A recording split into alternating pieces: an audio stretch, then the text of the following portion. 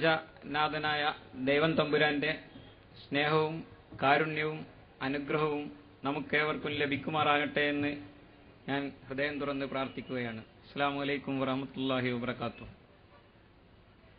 Dialogue centre കേരളയുടെ ആഭിമുഖ്യത്തിൽ 5-6 ദിവസങ്ങളിലായി തൃശൂർ നഗരത്തിൽ നടന്നുകൊണ്ടിരിക്കുന്ന ദിശ ഇസ്ലാമിക് എക്സിബിഷനോടനുബന്ധിച്ച് നടക്കുന്ന സാംസ്കാരിക പരിപാടിയിലാണ് നമ്മളേവരും ഒത്തുചേർന്നിട്ടുള്ളത്. കഴിഞ്ഞ ഏതാനും ദിവസങ്ങളായി വ്യത്യസ്തമായ തലക്കെട്ടുകളിൽ വൈവിധ്യമാർന്ന പരിപാടികൾ ഇവിടെ നടക്കുകയുണ്ടായി.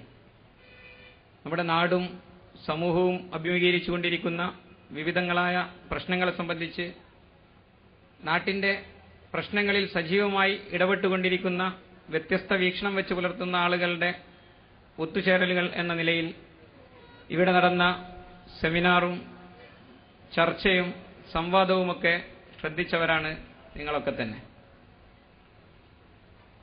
കഴിഞ്ഞ 1-2 ദിവസങ്ങളിലായി വനിതകളുടെ പരിപാടി നടന്നു, ഗസൽ നിശയും നടന്നു. ഇതിൽ നിന്നെല്ലാം വ്യത്യസ്തമായൊരു പരിപാടിയാണ് ഇന്നിവിടെ നടക്കാനിരിക്കുന്നത്. ഇതുവരെ നടന്ന പരിപാടികൾ വേദിയിലുള്ള ആളുകൾ തങ്ങളുടേതായ കാഴ്ചപ്പാടുകൾ അവതരിപ്പിക്കുകയും നിങ്ങളൊക്കെ അത് കേട്ടുപോവുകയും ചെയ്യുന്ന ഒരു രീതിയിലുള്ള പരിപാടിയാണ് കഴിഞ്ഞ ദിവസങ്ങളിൽ ഇവിടെ നടന്നത്. നിങ്ങൾക്കറിയാം, ഈ എക്സിബിഷൻ സംഘടിപ്പിച്ചിട്ടുള്ളത് ഇസ്ലാമിനെ പ്രതിനിധീകരിച്ചുകൊണ്ട് പ്രവർത്തിച്ചുകൊണ്ടിരിക്കുന്ന ഡയലോഗ് സെന്റർ കേരളയുടെ പ്രവർത്തകരാണ്. ഇസ്ലാമിനെ സംബന്ധിച്ച്, ഇസ്ലാമുമായി ബന്ധപ്പെട്ട വ്യത്യസ്ത വിഷയങ്ങളെ സംബന്ധിച്ച്, ഇസ്ലാമിലെ വിശ്വാസകാര്യങ്ങളെ സംബന്ധിച്ച്, അനുഷ്ഠാന കാര്യങ്ങളെ സംബന്ധിച്ച്, ഇസ്ലാമിക ജീവിത വ്യവസ്ഥയുടെ വിവിധ വശങ്ങളെ സംബന്ധിച്ച് പല സ്വഭാവത്തിൽ വിശദീകരിക്കുന്ന, വ്യക്തമാക്കുന്ന സ്റ്റാളുകളാണ് ഈ ദിശ എക്സിബിഷനിൽ തയ്യാർ ചെയ്തിട്ടുള്ളത്. ഇസ്ലാമിനെ ഏതാണ്ട് നല്ല നിലയിൽ ഒരാൾക്ക് മനസ്സിലാക്കുവാൻ ഈ എക്സിബിഷൻ ഏറെ സഹായകമാണ്. ഇസ്ലാമിനെ സംബന്ധിച്ച് വായിക്കുകയും പഠിക്കുകയും മനസ്സിലാക്കുകയും ഒക്കെ ചെയ്യുമ്പോൾ ആളുകളുടെ മനസ്സിൽ സ്വാഭാവികമായും ഉയർന്നു വരാവുന്ന ഒട്ടനവധി സംശയങ്ങളുണ്ട് നിലവിലുള്ള സാഹചര്യത്തിൽ. കാരണം ഇന്ന് മതങ്ങളും മതസമൂഹങ്ങളും ഏറെ തെറ്റിദ്ധരിക്കപ്പെട്ട ഒരു സാഹചര്യമാണ്. വിശേഷിച്ചും ഇസ്ലാമും മുസ്ലിം സമൂഹവും ഇന്ന് ഏറെ തെറ്റിദ്ധരിക്കപ്പെടുകയും തെറ്റിദ്ധരിപ്പിക്കപ്പെട്ടുകൊണ്ടിരിക്കുകയും ചെയ്യുന്ന ഒരു ലോക സാഹചര്യത്തിലാണ് ഞാനും നിങ്ങളുമൊക്കെ ജീവിച്ചുകൊണ്ടിരിക്കുന്നത്. ദിനപത്രം എടുത്തു നോക്കിയാൽ, ഇലക്ട്രോണിക് മീഡിയ ശ്രദ്ധിച്ചാൽ അവിടെയൊക്കെ നിറഞ്ഞു നിൽക്കുന്നത് ഇസ്ലാമും മുസ്ലിങ്ങളുമായി ബന്ധപ്പെട്ട വിവിധ വിഷയങ്ങളെ സംബന്ധിച്ച വിവാദങ്ങളും വാദകോലാഹലങ്ങളുമാണ്. കേരളത്തിൽ പുറത്തിറങ്ങിക്കൊണ്ടിരിക്കുന്ന ശ്രദ്ധേയമായ ആനുകാലികങ്ങൾ എടുത്തു പരിശോധിച്ചാൽ നമുക്ക് കാണാൻ കഴിയും, ഇസ്ലാമുമായോ മുസ്ലിം സമൂഹവുമായോ ബന്ധപ്പെട്ട ഏതെങ്കിലും ഒരു വിഷയത്തെ സംബന്ധിച്ച ചർച്ചയില്ലാതെ ഒറ്റ ആനുകാലികവും ഒരാഴ്ചയിൽ നമ്മുടെ കേരളക്കരയിൽ പുറത്തിറങ്ങുന്നില്ല. നമ്മുടെ സമൂഹത്തിൽ അന്വേഷണ കുതുകികളായ, കാര്യബോധമുള്ള, സാമൂഹിക വിഷയങ്ങളിൽ താൽപ്പര്യമുള്ള ആളുകൾ ഇസ്ലാമിനെ സംബന്ധിച്ച് ഗൗരവപൂർവ്വം പഠിക്കാൻ സന്നദ്ധരായി മുന്നോട്ട് വന്നുകൊണ്ടിരിക്കുന്ന കാഴ്ചയും നാം കണ്ടുകൊണ്ടിരിക്കുന്നു. ഇസ്ലാമിനെ അന്വേഷിക്കുകയും പഠിക്കുകയും ചെയ്തുകൊണ്ടിരിക്കുന്ന ആളുകളുടെ മുമ്പിൽ സ്വാഭാവികമായും ഉയർന്നു വരുന്ന ഒരുപാട് സംശയങ്ങളുണ്ട് നിലവിലുള്ള പ്രചരണം വഴി.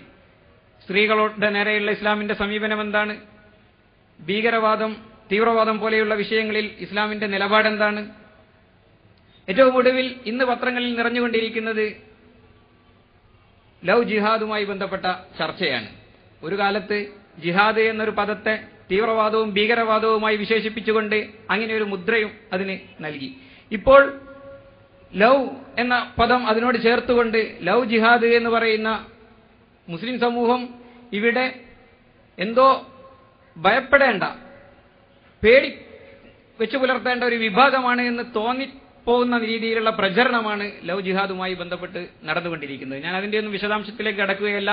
ഇങ്ങനെയുള്ള ഒരു സാഹചര്യത്തിൽ ഇസ്ലാമുമായി ബന്ധപ്പെട്ടുകൊണ്ട് നിങ്ങൾക്ക് ചോദിക്കുവാനുള്ള എന്തും ചോദിക്കുവാനും അന്വേഷിക്കുവാനുമുള്ള ഒരു അവസരം ഒരുക്കുക എന്ന നിലയിലാണ് ഇന്നിവിടെ ഈ ഓപ്പൺ ഫോറം സംഘടിപ്പിച്ചിട്ടുള്ളത്. ആമുഖമായി ഇസ്ലാമിനെ സംബന്ധിച്ച് ഡയലോഗ് സെന്റർ കേരളയുടെ ഡയറക്ടർ ജനാബ് ഷെയ്ഖ് മുഹമ്മദ് കാരക്കുന്ന് അല്പം കാര്യങ്ങൾ സംസാരിക്കും. തുടർന്ന് ഇസ്ലാമുമായി ബന്ധപ്പെട്ടുകൊണ്ട്, മുസ്ലിം സമൂഹവുമായി ബന്ധപ്പെട്ടുകൊണ്ട്, ഇസ്ലാമുമായി ബന്ധപ്പെട്ടുകൊണ്ട് ഇന്ന് ലോകത്തുടനീളം നടന്നുകൊണ്ടിരിക്കുന്ന ചർച്ചയെ സംബന്ധിച്ച് നിങ്ങൾക്ക് ഉള്ളു തുറന്ന് ചോദിക്കാം. അന്വേഷിക്കാം. ആ അർത്ഥത്തിലുള്ള ഒരു പരിപാടിയാണ് ഇന്നിവിടെ ഡയലോഗ് സെന്റർ കേരള ഒരുക്കിയിട്ടുള്ളത്. അത് ആ നിലയിൽ തന്നെ കാണണമെന്നും വളരെ സജീവമായി ചർച്ചയിൽ ഇടപെട്ടുകൊണ്ട് ഈ അവസരം ഉപയോഗപ്പെടുത്തണമെന്നുമാണ് ഈ സന്ദർഭത്തിൽ എനിക്ക് ഓർമ്മപ്പെടുത്തുവാനുള്ളത്. ദൈവം തമ്പുരാൻ നമ്മെ അനുഗ്രഹിക്കുമാറാകട്ടെ എന്ന് പ്രാർത്ഥിച്ചുകൊണ്ട് ഞാൻ എന്റെ വാക്കുകൾ ഉപസംഹരിക്കുന്നു. നിങ്ങൾക്ക് നന്ദി. അസ്സലാമു അലൈക്കും വറഹ്മത്തുള്ളാഹി. അൽഹംദുലില്ലാഹി റബ്ബിൽ ആലമീൻ വസ്സലാത്തു വസ്സലാമു അലാ റസൂലിൽ അമീൻ വഅലാ ആലിഹി വസ്ഹബിഹി അജ്മഈൻ. വേദിയിലും സദസ്സിലും പുറത്തുമുള്ള സമാദരണീയരായ സഹോദരന്മാരെ, സഹോദരിമാരെ, നമ്മിലേവരിലും പ്രപഞ്ചനാഥനായ ദൈവത്തിന്റെ അനുഗ്രഹാശിസ്സുകൾ സദാ വർഷിക്കുമാറാവട്ടെ. സുന്ദരമായ ഈ സായാഹ്നത്തിൽ നമ്മുടെ ഒത്തുകൂടൽ, നമ്മുടെ ഈ സംഗമം ഫലപ്രദമായി തീരട്ടെ എന്ന് പ്രപഞ്ചനാഥനോട് ആത്മാർത്ഥമായി പ്രാർത്ഥിക്കുന്നു. സമയത്തിന്റെ പരിമിതി കാരണം ആമുഖമായി ഏറെയൊന്നും പറയുന്നില്ല. ഇസ്ലാം എന്നത് അറബി ഭാഷയിലെ പദമാണ്. അതിൻ്റെ ഭാഷാപരമായ അർത്ഥം അനുസരണം, സമർപ്പണം, സമാധാനം നേടൽ എന്നൊക്കെയാണ്. ഈ 3 ഭാഷാർത്ഥങ്ങളും ഉൾച്ചേർന്നതാണ് സാങ്കേതികമായി ഇസ്ലാം എന്ന പദം. അഥവാ ദൈവത്തിന് സമ്പൂർണമായി സമർപ്പിച്ച് ദൈവത്തെ പൂർണ്ണമായി അനുസരിച്ച് സമാധാനം നേടുന്നതിനാണ് ഇസ്ലാം എന്ന് പറയുക. മനുഷ്യ ജീവിതത്തിൽ 2 വശങ്ങളുണ്ട്. ഒന്ന് മനുഷ്യന് സ്വയം തിരഞ്ഞെടുക്കാൻ സാധ്യതയും സ്വാതന്ത്ര്യവും ഉള്ള വശമാണ്. മറ്റൊന്ന് ആ സ്വാതന്ത്ര്യം അല്പം പോലും ലഭ്യമല്ലാത്ത, കിട്ടിയിട്ടില്ലാത്ത വശമാണ്. നമ്മുടെ നാട്, നമ്മുടെ വീട്, നമ്മുടെ ദേശം, നമ്മുടെ ഭാഷ, നമ്മുടെ മാതാപിതാക്കൾ, നമ്മുടെ കാലം, നമ്മുടെ കോലം, ഇതൊന്നും തീരുമാനിക്കാൻ നമുക്കാർക്കും സ്വാതന്ത്ര്യമോ സാധ്യതയോ ലഭിച്ചിട്ടില്ല. തെളിയിച്ചു പറഞ്ഞാൽ നാം നീണ്ടവരോ കുറിയവരോ വെളുത്തവരോ കറുത്തവരോ മലയാളിയോ തമിഴനോ 10ാം നൂറ്റാണ്ടുകാരനോ 21ാം നൂറ്റാണ്ടുകാരനോ ആണോ പെണ്ണോ എന്നൊന്നും തീരുമാനിക്കാനുള്ള സാധ്യതയോ സ്വാതന്ത്ര്യമോ നമുക്കാർക്കും ലഭിച്ചിട്ടില്ല. അതേസമയം നമുക്ക് സ്വാതന്ത്ര്യം ലഭിച്ച ചില ജീവിത മേഖലകളുണ്ട്.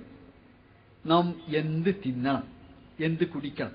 നമുക്ക് ചായ കുടിക്കാം, ചാരായം കുടിക്കാം, കാപ്പി കുടിക്കാം, കോള കുടിക്കാം, വെള്ളം കുടിക്കാം, കള്ള് കുടിക്കാം. അതിനെല്ലാമുള്ള സാധ്യതയും സ്വാതന്ത്ര്യവും നമുക്ക് ലഭിച്ചിരിക്കുന്നു. നമുക്ക് നല്ലതും പറയാൻ കഴിയും, ചീത്തയും പറയാൻ കഴിയും. നമുക്ക് നല്ലതും കേൾക്കാൻ കഴിയും, ചീത്തയും കേൾക്കാൻ കഴിയും. അതാ മനുഷ്യന് സ്വാതന്ത്ര്യം ലഭിച്ച മേഖലയുണ്ട്, ലഭിക്കാത്ത മേഖലയുണ്ട്. ഈ ലഭിച്ച മേഖലയിൽ ഏർപ്പെടുത്തുന്ന നിയന്ത്രണത്തെ നാം നിയമം എന്ന് പറയും. അന്തരീക്ഷത്തിൽ നമുക്ക് കൈവശം സ്വാതന്ത്ര്യമുണ്ട്, പക്ഷെ മറ്റാളുടെ ശരീരത്തിൽ തട്ടാൻ പാടില്ല. നമുക്ക് സംസാരിക്കാനുള്ള സ്വാതന്ത്ര്യമുണ്ട്, പക്ഷെ അന്യന്റെ അഭിമാനത്തെ ക്ഷതപ്പെടുത്താൻ പാടില്ല. അപ്പോൾ നമുക്ക് ലഭിച്ച സ്വാതന്ത്ര്യത്തിന് ഏർപ്പെടുത്തുന്ന നിയന്ത്രണത്തിനാണ് നിയമം എന്ന് പറയുക. ആരാണ് ഈ നിയമം നൽകേണ്ടത്? ഈ ചോദ്യം വളരെ മൗലികമാണ്, പ്രസക്തമാണ്. ബോധമുള്ള മനുഷ്യന് ഈ ചോദ്യത്തിൽ നിന്ന് ഒഴിഞ്ഞു മാറുക സാധ്യമല്ല. തെളിയിച്ചു പറഞ്ഞാൽ എന്റെ കൈകൊണ്ട് എന്ത് ചെയ്യണം, എന്ത് ചെയ്യരുത്, കണ്ണുകൊണ്ട് എന്ത് കാണണം, എന്ത് കാണരുത്, കാതുകൊണ്ട് എന്ത് കേൾക്കണം, എന്ത് കേൾക്കരുത്, നാവ് കൊണ്ട് എന്ത് പറയണം, എന്ത് പറയരുത്, ഞാൻ എങ്ങനെ ജീവിക്കണം, എങ്ങനെ ജീവിക്കരുത്, ആർക്കാണ് തീരുമാനിക്കാനുള്ള അവകാശമുള്ളത്? വേണമെങ്കിൽ നമുക്കൊക്കെ പറയാം എനിക്കതിന് അവകാശമുണ്ട്. അപ്പോൾ ലോകത്തിലെ 650 കോടി മനുഷ്യർക്കും അവകാശപ്പെടാം എന്റെ ജീവിതം എങ്ങനെയാവണമെന്ന് ഞാൻ തീരുമാനിച്ചു കൊള്ളാമെന്ന്. അതിന്റെ അർത്ഥം ലോകത്തിലെ 650 കോടി താന്തോന്നികൾ ഉണ്ടാവുക എന്നതാണ്. ഒരു ഗ്രാമത്തിനൊരു താന്തോന്നിയെ താങ്ങാൻ കഴിയുമോ? ലോകത്തുള്ള മുഴുവൻ മനുഷ്യരും ഇങ്ങനെ തനിക്ക് തോന്നിയതുപോലെ ജീവിച്ചാൽ എന്തായിരിക്കും ഈ ഭൂമിയുടെ അവസ്ഥ? അത്തരം ഒരു ലോകത്തിന് നിലനിൽക്കാൻ സാധ്യമല്ല. അല്ലെങ്കിലും ഞാൻ എന്റെ എന്നതിന് വല്ലാത്ത പരിമിതിയില്ലേ? ഞാനും നിങ്ങളുമൊക്കെ പറയും എന്റെ കൈ, എന്റെ കണ്ണ്, എന്റെ കാത്, എന്റെ നാക്ക്, എന്റെ മൂക്ക്, എന്റെ ആയുസ്, എന്റെ ജീവൻ, എന്റെ ജീവിതം. പക്ഷെ നമുക്കിതിനുമേൽ അവകാശമുണ്ടോ? ഉണ്ടായി കൈ നമ്മുടേതാണെങ്കിൽ വേദനിക്കോ? കണ്ണ് നമ്മുടേതാണെങ്കിൽ കാഴ്ചശക്തി കുറയോ? മുഖം നമ്മുടേതാണെങ്കിൽ ചുളിയുമോ? വയറ് നമ്മുടേതാണെങ്കിൽ ചപ്പുമോ? കൈകാലുകൾ നമ്മുടേതാണെങ്കിൽ മെലിഞ്ഞ് ശോഷിക്കുമോ? ഒന്നും സംഭവിക്കുകയില്ലല്ലോ. അപ്പോൾ നാം നമ്മുടേതെന്ന് പറയുന്ന ഇതൊന്നും നമുക്ക് അവകാശപ്പെട്ടതല്ല. പിന്നെ ആർക്ക് അവകാശപ്പെട്ടതാണ്? ആരാണോ നൽകിയത് അവനാണ് അവകാശം. നൽകിയത് വളരെ ബോധപൂർവമാണെന്ന് അറിയാത്ത ആരും ഈ ലോകത്തുണ്ടാവുകയില്ല. നിങ്ങൾക്കറിയാം, ഞാനും നിങ്ങളും ജീവിക്കുന്ന ലോകത്ത് 650 കോടി മനുഷ്യരും. ഓരോ മനുഷ്യന്റെയും തലയിൽ 10,000 മുടിയുണ്ട്. അപ്പോൾ 650 കോടി മനുഷ്യരുടെ തലയിൽ എത്ര കോടി മുടിയുണ്ടായിരിക്കും? കോടാനുകോടി മുടി. അതൊരു മുടി പോലെ നമ്മുടെ മുടി പോലെ ഇല്ലല്ലോ. അതുകൊണ്ടല്ലേ കള്ളന്റെ ഒരു മുടി കിട്ടിയാൽ ആരാണ് കള്ളനെന്ന് തിരിച്ചറിയുന്നത്? ലോകത്തിലെ 650 കോടി മനുഷ്യരുടെ കോടാനുകോടി മുടിയിൽ ഒരു മുടി പോലും നമ്മുടെ ഈ തലമുടി പോലെ ഇല്ല, നിങ്ങളുടെ തലമുടി പോലെ ഇല്ല. നമ്മുടെ ശരീരത്തിലൊക്കെ 10,000 രക്തത്തുള്ളികളുണ്ട്. പക്ഷേ നമ്മുടെ ചോരത്തുള്ളി പോലെ ലോകത്തിലെ 650 കോടി മനുഷ്യരുടെ ശരീരത്തിലെ കോടാനുകോടി ചോരത്തുള്ളിയിൽ ഒരു തുള്ളി ചോര പോലും ഇല്ലല്ലോ. അതുകൊണ്ടല്ലേ ഒരു കള്ളന്റെയോ കൊലയാളിയോടോ ഒരു തുള്ളി ചോര കിട്ടിയാൽ ആരാണെന്ന് തിരിച്ചറിയാൻ കഴിയുന്നത്? നമ്മുടെ കണ്ണ് 650 കോടി മനുഷ്യർക്ക് 1300 കോടി കണ്ണ്. പക്ഷെ ലോകത്തൊരാളുടെ കണ്ണും നമ്മുടെ കണ്ണ് പോലെയില്ല. ഇപ്പോൾ പരിഷ്കൃതമായ വിമാനത്താവളങ്ങളിൽ യാത്രക്കാരുടെ അടയാളം രേഖപ്പെടുത്താറുള്ള കണ്ണിന്റെ കമ്പ്യൂട്ടർ ചിത്രം എടുത്തുകൊണ്ടാണ്. കാരണം ഒരാളുടെ കണ്ണ് പോലെ വേറൊരാളുടെ കണ്ണില്ല. ഇന്ന് മാത്രമല്ല, ആദ്യത്തെ മനുഷ്യൻ മുതൽ ഇതുവരെ ലോകത്തൊരാൾക്കും നമ്മുടെ കണ്ണ് പോലെ ഒരു കണ്ണുണ്ടായിട്ടില്ല. ഒരു നിമിഷം നിങ്ങളുടെ ഈ കൈവിരലെന്ന് ശ്രദ്ധിച്ചു നോക്കൂ. നിങ്ങൾ ആദ്യത്തെ മനുഷ്യൻ മുതൽ അനേകായിരം കൊല്ലങ്ങളിലൂടെ കടന്നു കഴിഞ്ഞുപോയ ലോകത്തിലെ ഒരൊറ്റ രാജ്യത്തെ ഒരൊറ്റ മനുഷ്യനും നിങ്ങളുടെ കൈവിരൽ പോലെ കൈവിരൽ ഉണ്ടായിട്ടില്ല. ഇനി ലോകാവസാനം വരെ ഉണ്ടാവുകയുമില്ല. അതുകൊണ്ടല്ലേ നാം നമ്മുടെ കൈവിരൽ അടയാളം നമ്മുടെ പ്രമാണങ്ങളിൽ തെളിവായി രേഖപ്പെടുത്തുന്നത്. ഇത്ര അത്ഭുതകരമായി നമ്മയൊക്കെ ഇങ്ങനെ സൃഷ്ടിച്ചത് അതിന്റെ ശക്തി ഏതാണോ? അവനല്ലേ ദൈവം, ഈശ്വരൻ, അള്ളാഹു, ഖുദ, ഗോഡ്. പല പേരുകളിലും നാം അവനെ വിശേഷിപ്പിക്കും, ഈ പ്രപഞ്ചത്തിന്റെ സൃഷ്ടാവിന്. ആ ദൈവത്തിന് സ്വന്തത്തെ പൂർണ്ണമായി സമർപ്പിക്കുക, അഥവാ നമുക്ക് നമ്മുടെ ജീവിതം അവന് നൽകുക. ജീവിതത്തിന്റെ മുഴുവൻ മേഖലയും അവന്റെ നിയമനിർദ്ദേശങ്ങൾ അനുസരിക്കുക. അതുവഴി ഭൂമിയിൽ സമാധാനം, മരണശേഷം മറുലോകത്ത് സമാധാനം, ഇത് നേടുക. ഇതിനാണ് ഇസ്ലാം എന്ന് പറയുക. അപ്പോൾ മനുഷ്യ ജീവിതത്തിന്റെ മുഴുവൻ മേഖലയും ദൈവത്തിന് സമ്പൂർണ്ണമായി സമർപ്പിച്ച് അവനെ പൂർണ്ണമായി അനുസരിച്ച് ജീവിച്ച് സമാധാനം നേടുന്നതിന് ഇസ്ലാം എന്ന് പറയും. മനുഷ്യ ജീവിതം മരണത്തോടെ ഒടുങ്ങുകയില്ല. ഒടുങ്ങുന്നുവെങ്കിൽ ലോകം വളരെ അർത്ഥശൂന്യമാണ്. നിങ്ങൾ ഒരു നിമിഷം ഓർത്തു നോക്കൂ. ഞാനും നിങ്ങളും ജീവിക്കുന്ന ലോകത്ത് കണ്ണ് കാണാത്ത മനുഷ്യരുണ്ട്, ജന്മനാ കണ്ണില്ലാത്ത മനുഷ്യൻ. ജന്മനാ കണ്ണില്ലാത്ത മനുഷ്യൻ അനുഭവിക്കുന്ന ദുരിതം നിങ്ങളൊന്ന് ഓർത്തു നോക്കൂ.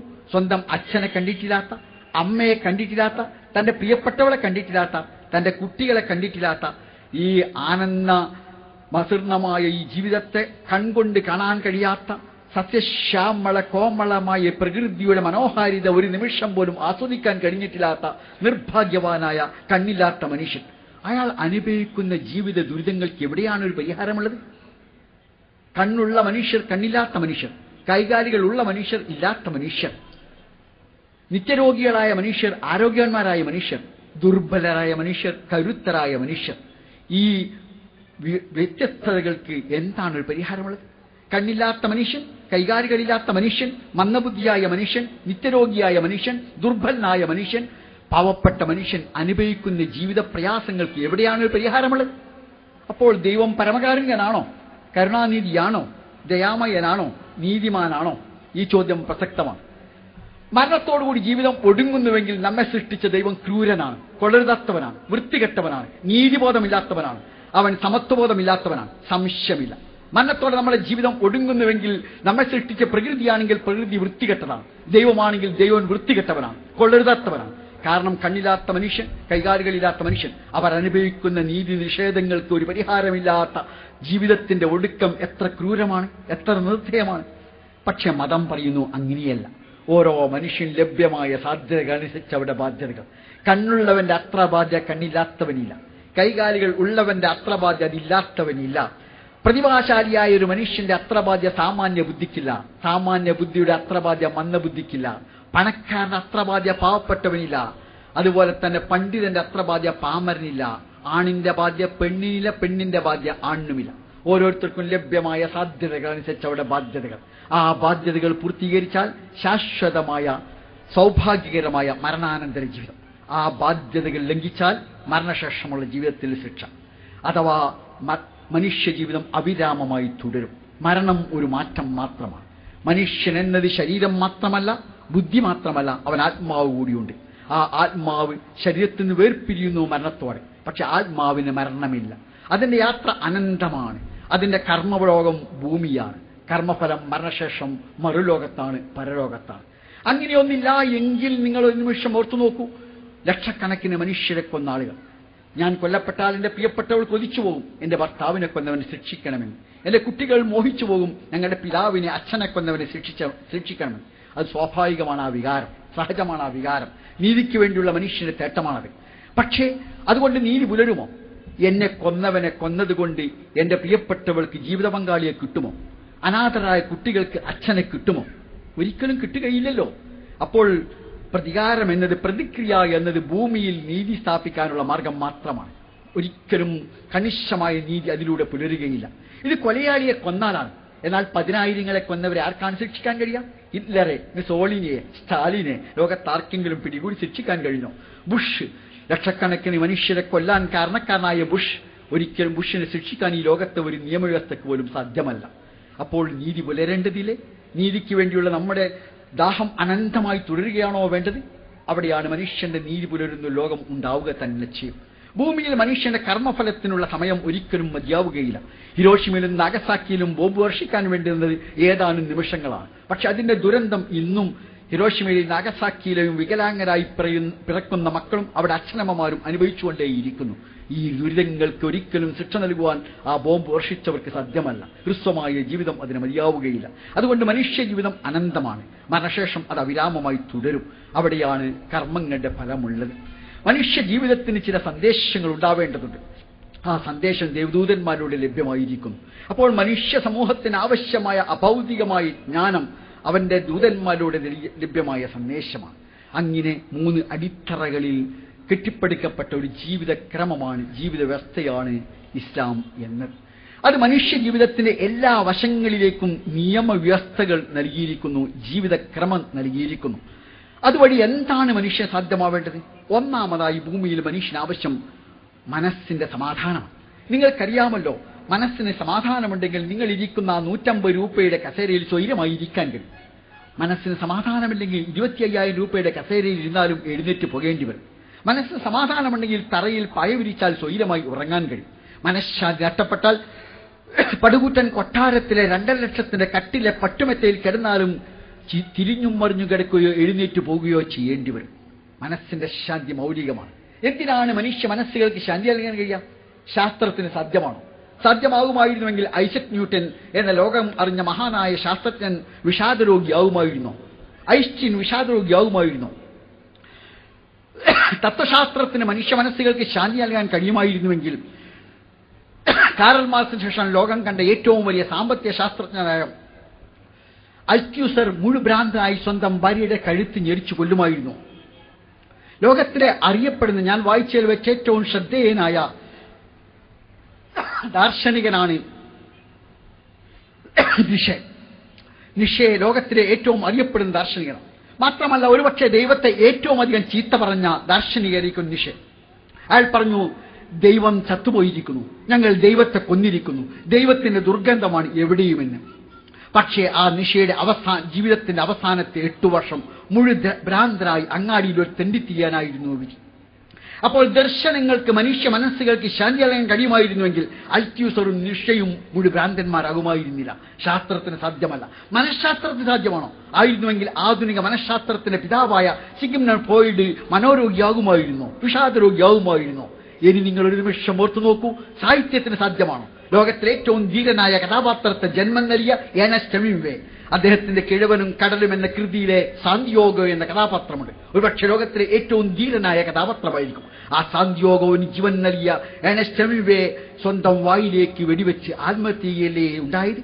അപ്പോൾ മനുഷ്യ മനസ്സുകൾക്ക് ശാന്തി നൽകാൻ എന്തിനാണ് കഴിയുക? ജീവിത സൗകര്യങ്ങൾക്ക് കഴിയുമോ? എങ്കിൽ നമ്മുടെ അച്ഛന്മാരും മുത്തച്ഛന്മാരും അനുഭവിച്ചതിന്റെ അനേകം ഇരട്ടി ജീവിത സൗകര്യമല്ലേ നമുക്കുള്ളത്? നമ്മുടെ പൂർവികന്മാർക്ക് തലചായ്ക്കാൻ ഉണ്ടായിരുന്നത് പുല്ലുമേഞ്ഞ പുരകളായിരുന്നു, ഓല കൊണ്ടുണ്ടാക്കിയ കൊച്ചു കൂരകളായിരുന്നു. നമുക്ക് സുന്ദരമായ സിമന്റ് സൗധങ്ങളുണ്ട്, ഓടിയിട്ട വീടുകളുണ്ട്. അവർക്ക് സഞ്ചരിക്കാൻ കാളവണ്ടിയും കാളപ്പുറമയും ഉണ്ടായിരുന്നുള്ളൂ. നമുക്ക് കാറും വിമാനവും കപ്പലുമുണ്ട്. അവർക്ക് വിളക്ക് കത്തിച്ച് വെളിച്ചം കാണുവാൻ വിറക് കത്തിക്കേണ്ടിയിരുന്നു, അല്ലെങ്കിൽ മണ്ണെണ്ണ വിളക്കേ ഉണ്ടായിരുന്നുള്ളൂ. നമുക്ക് വൈദ്യുത വിളക്കുകളുണ്ട്. എന്തെല്ലാം വർദ്ധിതമായ ജീവിത സൗകര്യങ്ങളുണ്ട്. ഇതിനനുസൃതമായി നമ്മുടെ ജീവിതത്തിന് സമാധാനം വർദ്ധിച്ചിട്ടുണ്ടോ? ഉണ്ടായിരുന്നുവെങ്കിൽ ആധുനിക ലോകത്ത് കൂടുതൽ മനഃശാന്തി ഉള്ളവരല്ലേ ഉണ്ടാവേണ്ടിയിരുന്നത്? നമ്മുടെ ഇന്ത്യയിൽ ജീവിത നിലവാരത്തിൽ താരതമ്യേന മെച്ചപ്പെട്ടവരാണ് കേരളീയർ. എന്നിട്ട് ആ കേരളീയരുടെ അവസ്ഥയോ? ഇവിടെ ജീവിത നിലവാരങ്ങൾ മെച്ചപ്പെട്ട അനുസരിച്ച് മനുഷ്യ മനസ്സിന്റെ ശാന്തി വർദ്ധിക്കുകയാണോ ചെയ്ത്? അല്ലെന്നല്ലേ കേരളീയ അനുഭവം തെളിയിക്കുന്നത്? ദിനം പ്രതി കേരളത്തിൽ 100ഓളം ആളുകൾ ആത്മഹത്യക്ക് ശ്രമിക്കുന്നു. 30ലേറെ ആളുകൾ ദിനം പ്രതി ആത്മഹത്യയിലൂടെ മരണപ്പെടുന്നു. എന്താണ് കാരണം? അവർക്ക് മനസ്സിന്റെ സമാധാനം നഷ്ടപ്പെട്ടിരിക്കുന്നു. എന്തിനാണ് മനുഷ്യ മനസ്സുകൾക്ക് ശാന്തി നൽകാൻ കഴിയുക? അവിടെ ഞാൻ ഓർത്തുപോകുന്ന എൻ്റെ ഒരു വായനാനുഭവമുണ്ട്. കേരളത്തിന്റെ ഇടതുപക്ഷ ഇടപെടലിന്റെ ശക്തനായ വക്താവ് KN ഒരാൾ ചോദിച്ചു, താങ്കൾ ദൈവവിശ്വാസിയാണോ? KN പറഞ്ഞു, അല്ല. അപ്പോൾ ചോദിച്ചു, ദൈവവിശ്വാസി അല്ലാത്തത് കൊണ്ട് താങ്കൾ അനുഭവിക്കുന്ന സൗകര്യം എന്താണ്? അദ്ദേഹം പറഞ്ഞു, ഒന്നുമില്ല. മാത്രമല്ല, മരണപ്പെട്ട വീടുകളിൽ പോയാൽ എനിക്ക് അവരെ ആശ്വസിപ്പിക്കുവാൻ വാക്കുകളില്ല. എന്നിട്ട് അദ്ദേഹം തന്റെ ഒരു അനുഭവം വിവരിച്ചു. ഞാൻ എന്റെ കൂട്ടുകാരനായ KT സൂപ്പി മാഷ, കുറ്റ്യാടിയിലെ KT സൂപ്പി മാഷ കഴിഞ്ഞ ദിവസം കോഴിക്കോട് നഗരത്തിൽ വെച്ച് കണ്ടു. അദ്ദേഹത്തിന്റെ കുട്ടി കുറ്റ്യാടി പുഴയിൽ പോയി മുങ്ങി മരിച്ചതായിരുന്നു. അദ്ദേഹത്തെ ആശ്വസിപ്പിക്കാൻ എനിക്ക് വാക്കുകളുണ്ടായിരുന്നില്ല. പക്ഷെ സൂപ്പി മാഷ എന്നോട് പറഞ്ഞു, എന്റെ കുട്ടി എനിക്ക് നഷ്ടപ്പെട്ടില്ല. എന്റെ കുട്ടി സ്വർഗ്ഗ കവാടങ്ങളിൽ എന്നെ സ്വാഗതം ചെയ്യാൻ പുഞ്ചിരിച്ചുകൊണ്ട് കാത്തിരിക്കും. എന്റെ കുട്ടി എനിക്ക് സ്വർഗത്തിൽ വെച്ച് തിരിച്ചു കിട്ടുമെന്ന് KT സൂപ്പി മാഷ് പറഞ്ഞു. ഈ സംഭവം പറഞ്ഞുകൊണ്ട് അദ്ദേഹം പറഞ്ഞു, എനിക്കൊരു സന്തോഷം തോന്നി. കാരണം എന്റെ കൂട്ടുകാരനായ സൂപ്പി മാഷയ്ക്ക് തന്റെ മരിച്ചുപോയ കുട്ടിയെ തിരിച്ചു കിട്ടുമെന്ന് വിശ്വസിച്ച് ആശ്വാസം തോന്നി, എനിക്കും ഒരു സന്തോഷം തോന്നിയെന്ന്. അതിനുശേഷം അദ്ദേഹം പറയുന്നു, ഇന്ത്യൻ സ്വാതന്ത്ര്യ സമരത്തിലെ വീരവിപ്ലവകാരിയായ ഭഗത് സിംഗ്, അദ്ദേഹം തൂക്കുമരത്തിന് നിങ്ങൾക്കറിയാം, 24ാമത്തെ വയസ്സിൽ ബ്രിട്ടീഷ് ഭരണകൂടം തൂക്കിക്കൊന്ന ഇന്ത്യയിലെ വീരനായ വിപ്ലവകാരിയാണ് ഭഗത് സിംഗ്. ആ ഭഗത് സിംഗ് തൂക്കുമരത്തിൽ വെച്ച് പറഞ്ഞു, ഞാൻ വിശ്വാസിയായിരുന്നുവെങ്കിൽ എനിക്ക് എന്തൊരാശ്വാസം കിട്ടുമായിരുന്നു എന്ന്. തീർച്ചയായും നിങ്ങൾ ഓർത്തു നോക്കൂ, ഏകമകന്റെ മരണം സൃഷ്ടിക്കുന്ന വേർപാടിന്റെ വേദനയുടെ നിമിഷങ്ങളിൽ അയാൾ ആശ്വസിപ്പിക്കാൻ ലോകത്താർക്കാണ് സാധ്യമാവുക? ഇസ്ലാം അയാളോട് പറയുന്നു, അല്ലയോ മനുഷ്യ, നിനക്ക് ആ കുഞ്ഞിനെ നൽകിയ സൃഷ്ടാവായ ദൈവമാണ്, പരമകാരുണികനായ ഈശ്വരനാണ്. ആ കുഞ്ഞിനെ അവൻ തിരിച്ചെടുത്തിരിക്കുന്നു. നീ സഹിച്ചാൽ, ക്ഷമിച്ചാൽ, ദൈവപാത പിന്തുടർന്നാൽ അതാ സ്വർഗ കവാടങ്ങളിൽ നിന്റെ കുഞ്ഞ് നിന്നെ സ്വാഗതം ചെയ്യാൻ മന്ദസ്മിതനായി കാത്തിരിക്കുന്നു എന്ന ആശ്വാസത്തിന്റെ സന്ദേശമാണ് മതം മനുഷ്യൻ നൽകുന്നത്, ഇസ്ലാം മനുഷ്യൻ നൽകുന്നത്. വാതരോഗത്തിൽ അടിപ്പെട്ടുപോയ മനുഷ്യൻ. എന്റെ വായനാനുഭവങ്ങളിൽ സഖാവ് ലെനിനുണ്ട്. സഖാവ് ലെനിൻ നിങ്ങൾക്കറിയാവുന്നതുപോലെ മഹത്തായ ഒക്ടോബർ വിപ്ലവത്തിന് നെടുനായകനാണ്, റഷ്യൻ വിപ്ലവത്തിന് നെടുനായകനാണ് സഖാവ് ലെനിൻ. സഖാവ് ലെനിന് വാതരോഗം ബാധിച്ചു. അപ്പോൾ അദ്ദേഹം തന്റെ ആത്മമിത്രമായ സ്റ്റാലിൻ എഴുതി, എന്റെ ശരീരം തളർന്നിരിക്കുന്നു. അപ്പോൾ നിങ്ങൾ ഓർത്തു നോക്കൂ, വാതരോഗത്തിൽ അടിപ്പെട്ടു പോയ സഖാവ് സ്റ്റാലിൻ മനസ്സമാധാനം നഷ്ടപ്പെട്ട് മരണം കൊതിക്കുകയാണ് ചെയ്തത്. കേരളത്തിൽ എനിക്ക് പരിചയമുള്ള 20ലേറെ നട്ടലിന് ക്ഷതം ബാധിച്ച് പ്രാഥമിക ആവശ്യങ്ങൾ നിർവഹിക്കാൻ കഴിയാതെ പ്രയാസപ്പെടുന്ന രോഗികളുണ്ട്. ആ രോഗികൾ എല്ലാം ദൈവത്തിൽ സമർപ്പിച്ചുകൊണ്ട് മനസ്സമാധാനത്തോടെ കഴിയുന്നു എന്ന് മാത്രമല്ല, ലോകത്ത് മനപ്രയാസം അനുഭവിക്കുന്നവർക്ക് ആശ്വാസം നൽകുകൂടി ചെയ്യുന്നു എന്നതാണ് സന്തോഷകരമായ വസ്തുത. അപ്പോൾ മനുഷ്യ മനസ്സുകൾക്ക് ശാന്തി നൽകുന്നു ഈ വിശ്വാസം. രണ്ടാമത്, മനുഷ്യൻ എന്താണ് വേണ്ടത് ഈ ഭൂമിയിൽ? വ്യക്തി ജീവിതത്തിന്റെ വിശുദ്ധിയാണ്. ആ വിശുദ്ധി നൽകാൻ എന്തിനാണ് കഴിയുക? ശാസ്ത്രത്തിന് കഴിയുമോ? എങ്കിൽ ലക്ഷക്കണക്കിന് മനുഷ്യരെ കൊന്നൊടുക്കുന്ന ബോംബുണ്ടാക്കുന്നവർ ശാസ്ത്രജ്ഞന്മാരാകുമായിരുന്നുവോ? സാങ്കേതിക വിദ്യയ്ക്ക് സാധ്യമാണോ? ഭൗതിക വിജ്ഞാനത്തിന് സാധ്യമാണോ? വികസിതമായ അറിവിന് സാധ്യമാണോ? ആയിരുന്നുവെങ്കിൽ നമ്മുടെ തലമുറ കഴിഞ്ഞുപോയ തലമുറയെക്കാളേറെ വലിയ വിശുദ്ധന്മാരുടേതാകുമായിരുന്നില്ലേ? അപ്പോൾ മനുഷ്യ ജീവിതത്തിന് വിശുദ്ധി നൽകാൻ കഴിയുക എന്തിനാണ്? ഈ ചോദ്യവും പ്രസക്തമാണല്ലോ. നമ്മുടെ ജീവിതത്തിന് വിശുദ്ധി നൽകാൻ കഴിയുക എന്താണ്? അനേക വർഷം പഠിച്ച വലിയ വിദ്യാസമ്പന്നനായതുകൊണ്ട് ഒരാൾ വിശുദ്ധനാകുമോ? ഇല്ലെന്ന് നമ്മുടെ സമൂഹം തെളിവാണ്. അവിടെ എന്റെ ഓർമ്മയിലേക്ക് കടന്നു വരുന്നത് മലയാളത്തിലെ പ്രിയപ്പെട്ട എഴുത്തുകാരൻ C. രാധാകൃഷ്ണന്റെ ഒരു സംഭവമാണ്. മലപ്പുറം ജില്ലയിൽ ചമ്രവട്ടം സ്വദേശിയായ രാധാകൃഷ്ണൻ പഠിച്ചത് പൊന്നാനി സ്കൂളിലായിരുന്നു. എന്നും രാവിലെ അദ്ദേഹം സ്കൂളിലേക്ക് പോയത് ഒരു തോണിയിലായിരുന്നു. ആ തോണിയിൽ ഒരു ഒറ്റക്കച്ചവടക്കാരനോടായിരുന്നു. അതിരാവിലെ തോണിയിൽ പോകുമ്പോൾ അന്ന് നുള്ളിയെടുത്ത നല്ല പച്ചപ്പുള്ള തുടുപ്പുള്ള വെറ്റിയുടെ കെട്ടും, തലേന്നാൾ അങ്ങാടിയിൽ കൊണ്ടുപോയി മടക്കി കൊണ്ടുവന്ന വാടിയ വെറ്റയെ കെട്ടും. ഈ 2 കെട്ടും എന്നും ഇങ്ങനെ താങ്ങിപ്പിടിച്ച് കൊണ്ടുപോകുന്ന വെറ്റക്കച്ചവടക്കാരനോട് 9ാം ക്ലാസ്സുകാരനായ രാധാകൃഷ്ണൻ ചോദിച്ചു, അല്ല കാരണവരെ, എന്തിനാണ് ഈ 2 കെട്ട് വെറ്റില? ഈ വാടിയ വെറ്റ നല്ല വെറ്റയുടെ അടുക്കി വെച്ചാൽ പോരെ, എന്നാൽ നല്ല വില കിട്ടും, ഒരൊറ്റ കെട്ട് കൊണ്ടുപോയാൽ മതി. അതിനാ വെറ്റക്കച്ചവടക്കാരൻ പറഞ്ഞ മറുപടി അദ്ദേഹത്തിന്റെ തന്നെ ഭാഷയിൽ രാധാകൃഷ്ണൻ കുറിച്ചിട്ടിട്ടുണ്ട്. എന്നാലും മക്കളെ, പഠിച്ചോൻ കാണൂലേ, ഓൻ ഞമ്മളെ വെറുതെ വിടുമോ? കാലിൽ ചെരിപ്പില്ലാത്ത, ഷർട്ട് ധരിച്ചിട്ടില്ലാത്ത, കിറിപ്പറിഞ്ഞൊരു കല്ലുമുണ്ടെടുത്ത, വെച്ചക്കറയോടുകൂടിയ പല്ലുകളുള്ള, സ്വന്തം പേരെഴുതാൻ അറിയാത്ത നിരക്ഷരനായൊരു മനുഷ്യന്റെ ജീവിത വിശുദ്ധിയാണ്. ഈ ജീവിത വിശുദ്ധി നൽകുവാൻ ലോകത്ത് മറ്റെന്തിനാണ് സാധ്യമാവുക? ഇവിടെയാണ് വിശ്വാസത്തിന്റെ മൗലികമായ അനിവാര്യത നമുക്ക് ബോധ്യമാവും. അപ്പോൾ ഒരു ഭാഗത്ത് മനുഷ്യ മനസ്സുകൾക്ക് ശാന്തി നൽകുന്നു, വ്യക്തിജീവിതത്തിന് വിശുദ്ധി നൽകുന്നു. പിന്നെ നിങ്ങൾക്കറിയാം, നമ്മുടേത് ഒരു മുതലാളിത്ത സംസ്കാരത്തിന്റെ കടന്നാക്രമണത്തിന് വിജയമായ സമൂഹമാണ്. ഇവിടെ എല്ലാം വരവ് ചിലവ് നോക്കി, ലാഭഛേദങ്ങൾ നോക്കി കൂട്ടിക്കിഴിച്ചാണ് കാര്യങ്ങൾ തീരുമാനിക്കുന്നത്. അത് ഏറ്റവും പ്രതികൂലമായി ബാധിച്ചത് നമ്മുടെ കുടുംബത്തെയാണ്. കുടുംബം തകരുകയാണ്. മാതാപിതാക്കൾ അഭയാർത്ഥികളാകുന്നു. മക്കൾ അച്ഛനമ്മമാരുണ്ടായിരിക്കെ അനാഥരാകുന്നു. ദാമ്പത്യം യാന്ത്രികവും വികാരരഹിതവും മാറുന്നു. ഇതല്ലേ നമ്മുടെ സമൂഹത്തിന് ലഭിക്കുന്നത്? നിങ്ങൾ ഓർത്തു നോക്കൂ. എന്റെയും എന്റെ പ്രിയ സഹോദരൻ എന്നെ അബ്ദുറഹ്മാൻ, ഞങ്ങൾ തിരുവനന്തപുരത്തെ സാമൂഹ്യ രാഷ്ട്രീയ മതമേഖലയിലുള്ള പ്രമുഖരായ 10-11 ആളുകളെ കാണുവാൻ ഒരു ദിവസം പോയി. ആ യാത്രാവേളയിൽ കുശലാന്വേഷണങ്ങൾക്കിടയിൽ ഞങ്ങൾ അവരോട് ചോദിച്ചു, ആരാണ് നിങ്ങളുടെ കൂടെയുള്ളത്? ആ 11 പേരിൽ 10 പേരും ഞങ്ങളോട് പറഞ്ഞു, ഞങ്ങളുടെ കൂടെ ഞങ്ങളുടെ ഭാര്യയല്ലാതെ ആരുമില്ല. അഥവാ വൃദ്ധ ദമ്പതികൾ അവരുടെ കൂടെ ആരുമില്ല. അന്ന് അടൂർ ഗോപാലകൃഷ്ണന്റെ കൂടെ അദ്ദേഹത്തിന്റെ മകളുണ്ടായിരുന്നു. കാരണം അവർ പഠിക്കുകയായിരുന്നു, അവിവാഹിതയായിരുന്നു. ബാക്കിയുള്ള മക്കൾ എവിടെയാണ്? ഇത് അവിടുത്തെ മാത്രം അനുഭവം നിങ്ങൾ ധരിക്കേണ്ടതില്ല. ഒന്നുകിൽ അബുദാബിയിൽ, അല്ലെങ്കിൽ ദുബായിൽ, അല്ലെങ്കിൽ വേറെ എവിടെയെങ്കിലും. ഞാൻ എന്റെ കൊച്ചുനാളിൽ എന്റെ വിദ്യാർത്ഥി യുവകാലത്തൊരു പുസ്തകം വായിച്ചിരുന്നു. കരമാസോ സഹോദരന്മാർ എന്നാണ് ഇതിന്റെ പേര്. അതിൽ ഇവാൻ എന്നൊരു കഥാപാത്രമുണ്ട്. ലിസ്റ്റോട് ചോദിക്കുന്നു, സ്വന്തം അച്ഛനമ്മമാർ മരിക്കണമെന്ന് ആഗ്രഹിക്കാത്ത ഏതെങ്കിലും മക്കളുണ്ടോ എന്ന്. അന്ന് ലിസ്റ്റോ പറയുന്ന മറുപടി, എല്ലാ മക്കളും അത് ആഗ്രഹിക്കുന്നു, പക്ഷെ ആരും അത് തുറന്നു പറയുകയില്ല എന്നാണ്. അത് ഏതോ ഒരു എഴുത്തുകാരൻ, അരാജകവാദി എഴുത്തുകാരന്റെ പുലമ്പലായി അന്ന് എനിക്ക് തോന്നിയിരുന്നുള്ളൂ.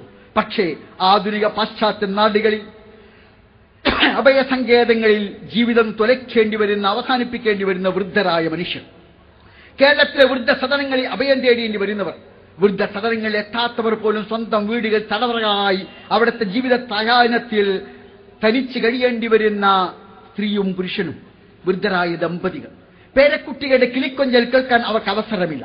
സ്വന്തം കൊച്ചു കൊച്ചു വാക്കുകൾക്ക് കാതുകൾ അവർക്ക് കിട്ടുന്നില്ല. കാരണം അവർ അവിടെ തനിച്ച് കഴിയേണ്ടി വരുന്നു. അവിടെയാണ് മതം ഇടപെടുന്നത്.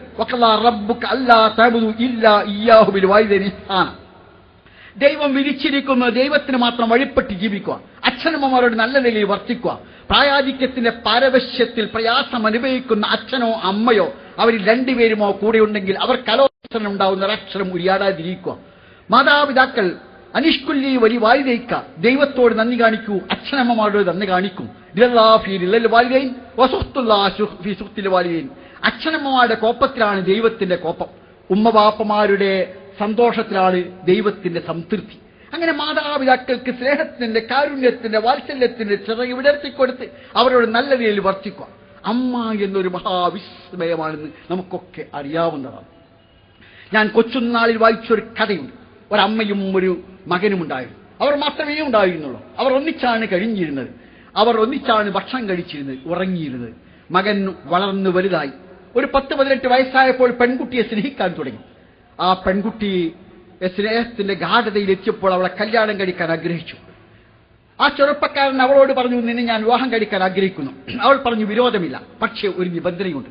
താങ്കളുടെ അമ്മയുടെ തുടിക്കുന്ന ഹൃദയം എന്റെ മുമ്പിൽ കൊണ്ടുവന്നു വെച്ചാൽ മാത്രമേ ഞാൻ ഈ വിവാഹത്തിന് അനുകൂലിക്കുകയുള്ളൂ എന്ന് അവൾ പറഞ്ഞു. അതോടെ ആ ചെറുപ്പക്കാരൻ ഊണും ഉറക്കവും നഷ്ടപ്പെട്ടു. അസ്വസ്ഥനായ മകനെ ശ്രദ്ധിച്ചുകൊണ്ടിരുന്ന അമ്മ ചോദിച്ചു, എന്താണ് മോനെ നിനക്ക് പറ്റിയത്? ആദ്യമൊന്നും പറഞ്ഞില്ല.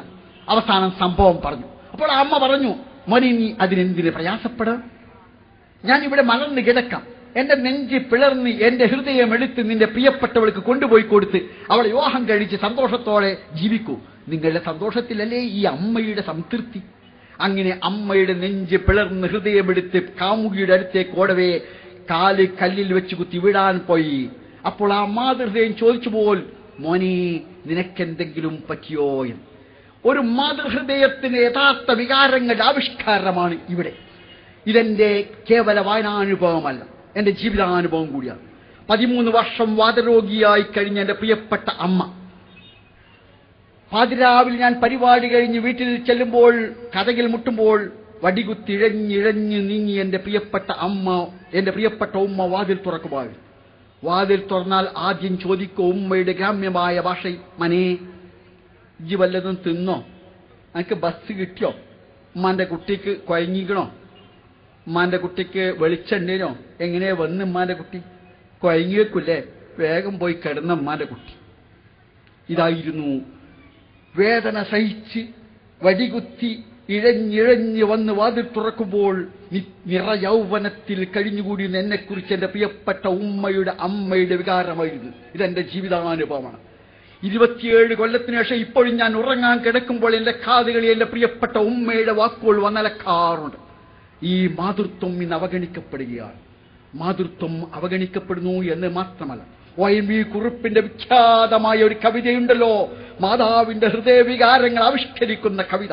പക്ഷേ ഇന്ന് അച്ഛനും അമ്മയോടുമുള്ള കടപ്പാടുകൾ ഇവിടെ വിസ്മരിക്കപ്പെടുകയാണ്. എന്തിനേറെ മക്കളോട് നിലപാട് പോലും ഭിന്നമല്ല. അതുപോലും വരവ് ചെലവിന്റെ അടിസ്ഥാനത്താണ്.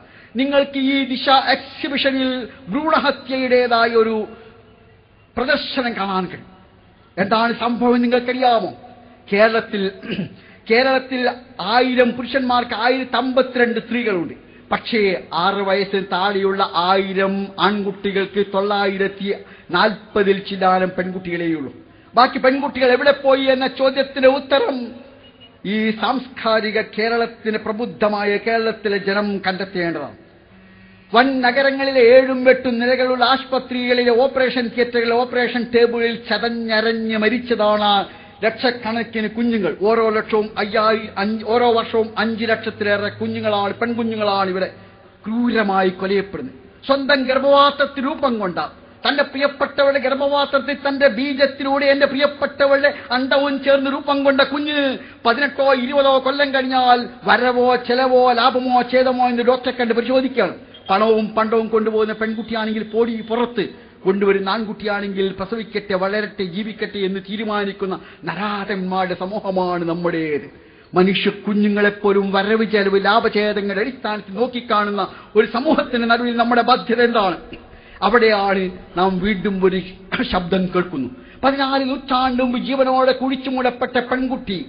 ആ പെൺകുട്ടിയുടെ കഥ പ്രവാചകൻ വിശദീകരിക്കപ്പെട്ടു.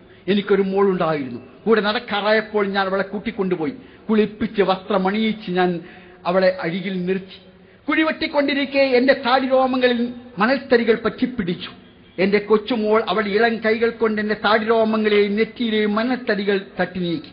പക്ഷേ അതെന്റെ തീരുമാനത്തെ അല്പം പോലും സ്വാധീനിച്ചില്ല. ഞാൻ കുഴിവെട്ടി തിന്നപ്പോൾ എന്റെ കുഞ്ഞിനെ ഞാൻ ആ കുഴിയിലേക്ക് തള്ളിയിട്ടു. അവൾ അച്ഛാ ഉപ്പാ എന്ന് വിളിച്ചവൾ പൊട്ടിക്കരഞ്ഞു. ഞാൻ മണൽ വാരി അവളുടെ വായിലേക്കിട്ടു. ഞാൻ ആ കുഴി മൂടി നിർവികാരതയോടുകൂടി അയാളെ വിശദീകരിക്കുകയായിരുന്നു. പക്ഷേ കാരുണ്യത്തിന് നിറകടമായ മുഹമ്മദ് നബി തിരുമേനിയുടെ കണ്ണുകൾ നിറഞ്ഞ് കവിൾത്തടങ്ങളിലൂടെ ഒലിച്ചിറങ്ങിയ കണ്ണുനീർത്തുള്ളികൾ താടിരോമങ്ങളെ നനച്ചുകൊണ്ട് ഇറ്റിവിടപ്പോൾ ലോകത്തെങ്ങാനുമുള്ള ജീവനോടെ കുഴിച്ചു മുളപ്പെടുന്ന നിസ്സഹായരായ പെൺകുട്ടികൾക്ക് വേണ്ടിയുള്ള പ്രവാചകന്റെ കണ്ണുനീർത്തുള്ളികൾ, വേദനകൾ ദൈവം ഏറ്റുവാങ്ങുകയായിരുന്നു. അങ്ങനെയാണ് വിശുദ്ധ ഖുർആനിൽ 6236 സൂക്തങ്ങളുള്ള വിശുദ്ധ ഖുർആനിൽ ലോകമെങ്ങാനും ചരിത്രത്തിൽ എന്നാനും കുഴിച്ചു മുളപ്പെടുന്ന മുഴുവൻ പെൺകുട്ടികൾക്കും വേണ്ടിയുള്ള ദൈവത്തിന്റെ ഇടപെടലുണ്ടായത്. ജീവനോടെ കുഴിച്ചു മുളപ്പെടുന്ന പെൺകുട്ടി അച്ഛനമ്മയുടെ സാന്നിധ്യം ചോദിക്കപ്പെടും, മോളെ എന്തിനാണ് നിന്റെ അച്ഛനും അമ്മയും നിന്റെ കുഴിച്ചു മുടിയത് എന്ന്. ആ ശബ്ദം ഇസ്ലാം ആഗ്രഹിക്കുന്നു. ലോകത്തെങ്ങാനും ജീവനോടെ ക്രൂരമായി കൊല്ലപ്പെടുന്ന മനുഷ്യ കുഞ്ഞുങ്ങൾക്ക് വേണ്ടിയുള്ള ദൈവത്തിന് ഇടപെടലാണ്. അതുകൊണ്ട് സകല അച്ഛനമ്മമാരുടെയും കാതുകളിൽ ഇത് മുഴങ്ങിക്കേൾക്കേണ്ടതുണ്ട്. അവിടെ ആത്മാവിൽ ഇതിന്റെ വികാരങ്ങൾ ചേരേണ്ടതുണ്ട് എന്നാണ് ഇസ്ലാം ആവശ്യപ്പെടുന്നത്. അങ്ങനെയാണ് പ്രവാചകൻ പറഞ്ഞു, സ്വന്തം കുഞ്ഞിനെ കളിപ്പിക്കാത്ത, ലാളിക്കാത്ത, ഓമനിക്കാത്ത അച്ഛനെക്കുറിച്ച് പ്രവാചകൻ ചോദിച്ചു, എന്തൊരു കാരുണ്യമില്ലാത്ത മനുഷ്യൻ. വല്ലം യർഹം സ്വഹീറനാ ഫലൈസ മിന്നാ, കുഞ്ഞുങ്ങളോട് കരുണ കാണിക്കാത്തവൻ നമ്മിൽപ്പെട്ടവനല്ല എന്ന്. അങ്ങനെ കുഞ്ഞുങ്ങളോട് സമീപനം എന്തായിരിക്കണം? അച്ഛനമ്മയോടുള്ള സമീപനം എന്തായിരിക്കണം? പിന്നെ നിങ്ങൾക്കറിയാം വിവാഹം എന്നത്. അതിലും ഈ ദിശ എക്സിബിഷൻ നിങ്ങൾ കണ്ടിട്ടുണ്ടായിരിക്കും. സ്ത്രീധനത്തിന്റെ ആഭരണ ഭ്രമത്തിൻ്റെതായ പേരിൽ എരിഞ്ഞൊടുങ്ങുന്ന മനുഷ്യ ജീവിതത്തിന്റെ വേദനകൾ നിങ്ങൾ ഒരു പക്ഷേ കണ്ട് അനുഭവിച്ചിട്ടുണ്ടായിരിക്കും. നാം കേട്ടനുഭവിച്ചതാണ്, വായിച്ചറിയുന്നതാണ്. വിവാഹം എന്ന വിശുദ്ധമായ ഒരു ഉടമ്പടിയാണ്. പക്ഷേ അതിവിടെ വ്യാപാരവൽക്കരിക്കപ്പെട്ടിരിക്കുന്നു, അതിവിടെ കച്ചവടവൽക്കരിക്കപ്പെട്ടിരിക്കുന്നു. അവളെ കെട്ടിയാൽ എന്ത് കിട്ടുമെന്നാണ് ചോദ്യം. എത്ര പണം കിട്ടും, എത്ര പന്തം കിട്ടും? അവിടെയാണ് മതം ദാമ്പത്യത്തെക്കുറിച്ച് പരിചയപ്പെടുത്തുന്നത്. ഇസ്ലാമിന്റെ ഭാഷയിൽ വിവാഹം എന്നതൊരു ഭൗതികമായ കാര്യമല്ല, അത് കേവലമായ ശാരീരികമല്ല, ആത്മാവിന്റെ സംയോജനമാണ്, ജീവിതങ്ങളുടെ കൂടിച്ചേരലാണ്. ഒന്നും ചേർന്നാൽ ഭൗതികതയുടെ ലോകത്ത്, ഗണിതശാസ്ത്രത്തിന്റെ ലോകത്ത് രണ്ടാണ്.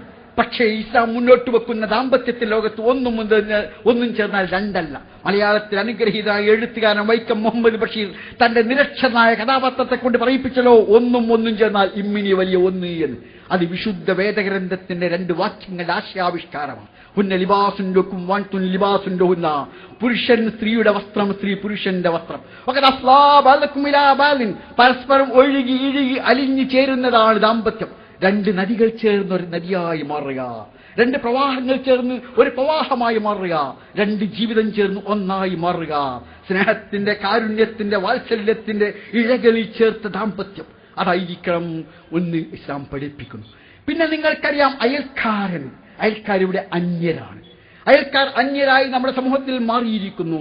അയൽക്കാർക്ക് എത്ര കുട്ടികളുണ്ട് അറിയുകയില്ല പലർക്കും. അയൽക്കാരുടെ വേദനകൾ അറിയുകയില്ല. പാതിരാവുകളെ പ്രകാശമാനമാക്കുന്ന വൈദ്യുത വിളക്കുകളുണ്ട്. പക്ഷേ അടുത്തിരിക്കുന്നവനെ കാണാനുള്ള കണ്ണുകൾ നഷ്ടപ്പെട്ടു പോയിരിക്കുന്നു. ഇവിടെ അന്ധത ബാധിച്ച അകക്കണ്ണുകൾക്കാണ്. നമുക്ക് അമേരിക്കയിലും ഫ്രാൻസിലും നടക്കുന്ന കാര്യങ്ങൾ കേൾക്കാനുള്ള കാതുകളുണ്ട്. പക്ഷേ അയൽവാസിയുടെ മനോമന്ത്രങ്ങൾ ഉൾക്കൊള്ളാനുള്ള കാതുകളില്ല.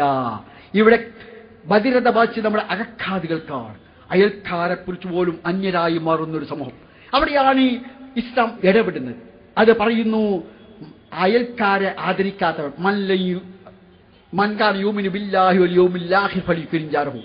ആരെങ്കിലും മതവിശ്വാസിയാണെങ്കിൽ, ദൈവവിശ്വാസിയാണെങ്കിൽ അയൽക്കാരൻ ആദരിക്കേണ്ടതുണ്ട്. അയൽക്കാരന്റെ ശുദ്ധമായ ഒരു തടസ്സം സൃഷ്ടിക്കുമാർ വീടുണ്ടാക്കാൻ പാടില്ല.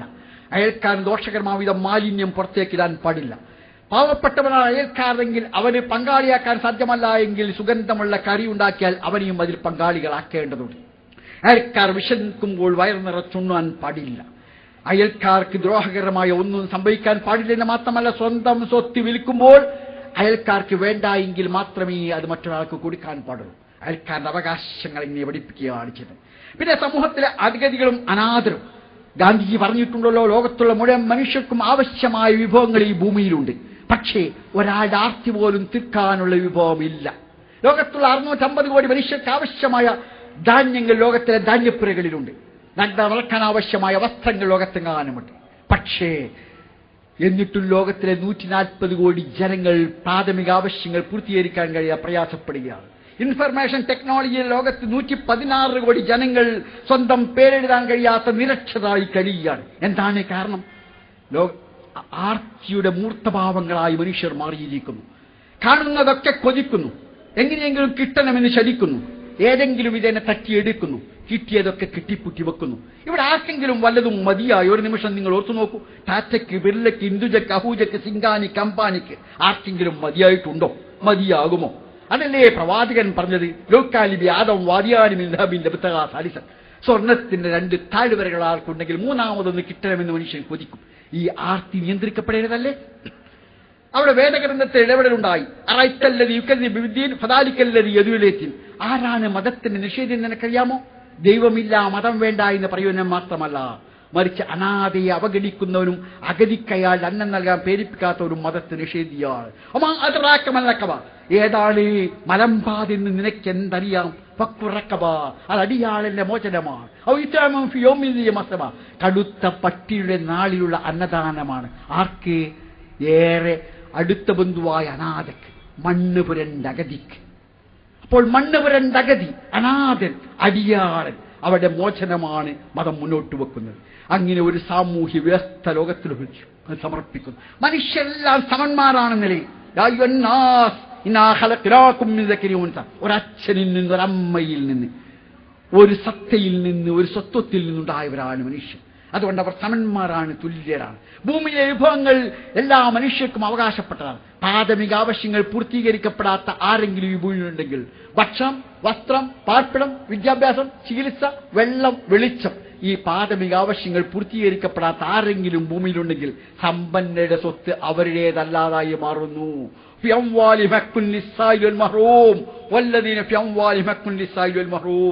ചോദിച്ചു വരുന്ന പ്രാഥമിക ആവശ്യങ്ങൾ തടയപ്പെട്ടവന് സമ്പന്നരായ ആളുകളുടെ സ്വത്തിൽ അവകാശമുണ്ട്. അവകാശമാണുള്ളത്, ഔദാര്യമല്ല എന്നർത്ഥം. അത്തരമൊരു സാമ്പത്തിക വ്യവസ്ഥ സമർപ്പിക്കുന്നു. തീർച്ചയായും ഇസ്ലാം മുന്നോട്ട് വെക്കുന്ന സാമ്പത്തിക വ്യവസ്ഥ മുതലാളിത്തത്തിന് വ്യത്യസ്തമാണ്. മുതലാളിത്തം വ്യക്തി ഉടമസ്ഥതയിൽ അധിഷ്ഠിതമാണ്. അനിയന്ത്രിതമായ വ്യക്തി ഉടമാവകാശം, സോഷ്യലിസത്തിന് വ്യത്യസ്തമാണ്. സോഷ്യലിസം സ്വകാര്യ ഉടമാവകാശത്തിന് നിരാസമാണ്. അതേസമയം ഇസ്ലാം മുന്നോട്ട് വെക്കുന്ന ഒരു സാമ്പത്തിക വ്യവസ്ഥ സാമൂഹ്യ താൽപര്യങ്ങളാൽ നിയന്ത്രിതമായ വ്യക്തിയുടമാവകാശം. അപ്പോൾ ഭദ്രമായ ഒരു കുടുംബജീവിതം, വിശുദ്ധമായ ഒരു വ്യക്തി ജീവിതം, ശാന്തമായ മനസ്സ്, അതോടൊപ്പം സന്തുലിതമായ ഒരു സാമ്പത്തിക വ്യവസ്ഥ, അതോടൊപ്പം ഈ പ്രപഞ്ചത്തിന് നേരെയുള്ള കാഴ്ചപ്പാടും സമർപ്പിക്കും. എങ്ങനെയായിരിക്കണം ഈ പ്രപഞ്ചം? ഏതെങ്കിലും ഒരു തലമുറക്ക് മാത്രമുള്ളതല്ല, ഏതെങ്കിലും ഒരു കാലഘട്ടത്തിന് മാത്രമല്ല. നമ്മുടെ സമൂഹം ആർത്തിമൂത്തപ്പോൾ ഈ പ്രകൃതിയെ ചൂഷണം ചെയ്യാൻ തുടങ്ങി. അതിന്റെ ഫലമോ ശ്വസിക്കാൻ ഇന്ന് ശുദ്ധവായുവില്ലല്ലോ. ഈ തൃശൂർ ജില്ലയിലെ എത്ര പ്രദേശമാണ് ശ്വസിക്കാൻ ശുദ്ധവായില്ലാത്ത, കുടിക്കാൻ അമലമായ ജലമില്ലാത്ത, നിൽക്കാൻ സ്വൈരമായ ഒരു ഇഞ്ചി ഭൂമിയില്ലാത്ത അവസ്ഥയിൽ എത്തിപ്പെട്ടത്. വിഷവാദമൂതാത്ത, വിഷവാണി കേൾക്കാത്ത, വിഷനീര് കുടിക്കാത്ത നാടെവിടെ മക്കളെ, നാടെവിടെ മക്കളെ എന്ന ചോദ്യം ഇന്ന് നമ്മുടെ സമൂഹത്തിൽ ഏറെ പ്രസക്തമാണ്. അവിടെയാണ് ഇസ്ലാം മനുഷ്യന്റെ ധൂർത്തിന്, ആർത്തിക്ക്, അവന്റെ അനിയന്ത്രിതമായ ഉപഭോഗ ആസക്തിക്ക് നിയന്ത്രണം ഏർപ്പെടുത്തിക്കൊണ്ട് ഈ പ്രകൃതിയുടെ സംരക്ഷണത്തിന് നിയമം ഏർപ്പെടുത്തുന്നത്. അങ്ങനെ ഇസ്ലാം വളരെ ചുരുക്കി പറഞ്ഞാൽ അത് 3 അടിസ്ഥാനപരമായ വിശ്വാസകാര്യങ്ങൾ. അതോടൊപ്പം മനുഷ്യനും ദൈവവും തമ്മിലുള്ള ബന്ധത്തെ ശക്തിപ്പെടുത്തുകയും മനുഷ്യ സമത്വവും അവന്റെ സാഹോദര്യം വിളംബരം ചെയ്യുകയും ചെയ്യുന്ന ആരാധനാകർമ്മങ്ങൾ. അതിൽ അധിഷ്ഠിതമായ ഒരു സമ്പൂർണമായ ജീവിതക്രമം, ഒരു സാമൂഹ്യ വ്യവസ്ഥ, ഒരു സാമ്പത്തിക ക്രമം, ഒരു സാംസ്കാരിക നിയമം, ഒരു രാഷ്ട്രീയ വ്യവസ്ഥ, ഒരു ഭരണ സംവിധാനം, വ്യക്തിജീവിതം, കുടുംബജീവിതം എല്ലാം വിശദമായി വിവരിക്കുന്ന ഒരു സമ്പൂർണമായ ജീവിത വ്യവസ്ഥയാണ്, ജീവിതക്രമമാണ് ഇസ്ലാം എന്നത്. അതിന് 2 അടിസ്ഥാന പ്രമാണം: 1 ദൈവിക ഗ്രന്ഥമായ ഖുർആൻ, 2 അതിന്റെ ആധികാരിക വ്യാഖ്യാനവും പ്രായോഗിക മാതൃകയുമായ പ്രവാചകന്റെ ചര്യ.